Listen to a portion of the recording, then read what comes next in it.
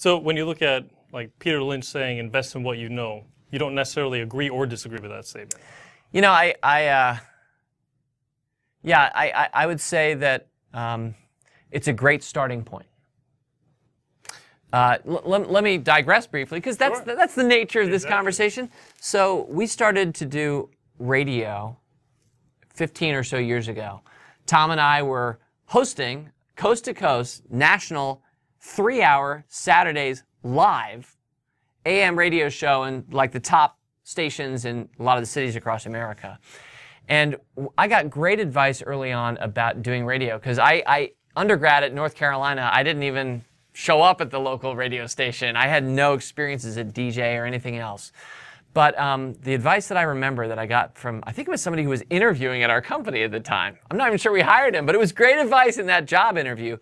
He said, you know, a lot of people say, how do you do radio better? Like, how do you do videos better, Max?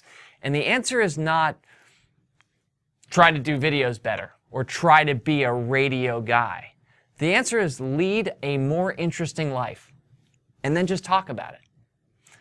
So I've always loved that answer for broadcasting. If you have the privilege of being in front of a camera, it's not so much about trying to be really good on camera. It's actually doing interesting things, because then you have stuff to talk about.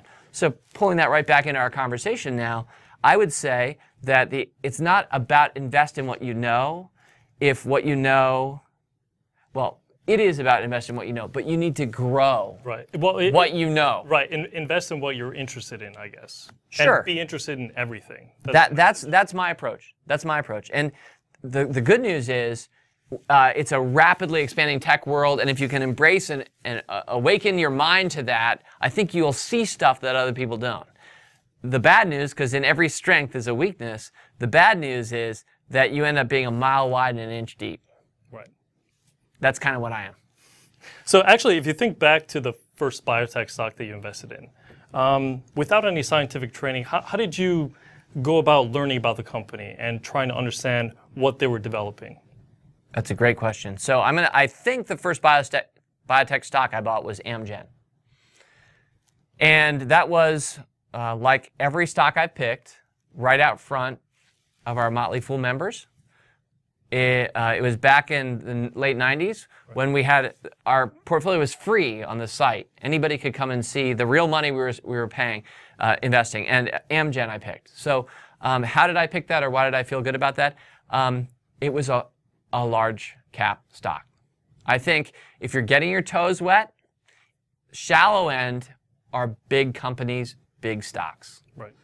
Dipping your toe with Amgen is a lot easier than dipping your toe with a company that has a $150 million market cap and has never shown a profit to date, and whose burn rate will have it out of money in 18 months. Right, and it has a risky binary event coming up. Absolutely. Yep. So, and that's what a lot of people think when they think about biotech investing. I think they have that caricature in their heads. But you know, and a lot of our Motley Fool followers and members know, that it's a rich industry. You can find massive companies, the IBM of biotech, which is kind of an Amgen-like company, right down to rinky-dink, bet it all on red kinds of opportunities. I think too many people think it's the latter, and not the former. So at least for my first biotech, my launching point was with an awesome company. And by the way, it looked expensive at the time. It already looked like it had moved, right? And it went on over the next 10 years, I think, to triple again, which so often the great companies do. Right, and now it's paying a dividend, it's maturing, but it's still disrupting certain industries within healthcare. Yeah, it's an amazing company. And by the way, I mean, we closed that portfolio down in 2002 as we transitioned our whole business model into a subscription-oriented business. So I haven't kept up with Amgen in particular. I don't even know how it's done the last 5 years or so. And a lot of our picks in Stock Advisor and Rule Breakers are some smaller and mid-cap biotechs as well. And that's just biotech. I know you talk healthcare, et cetera. It's a great big world out there.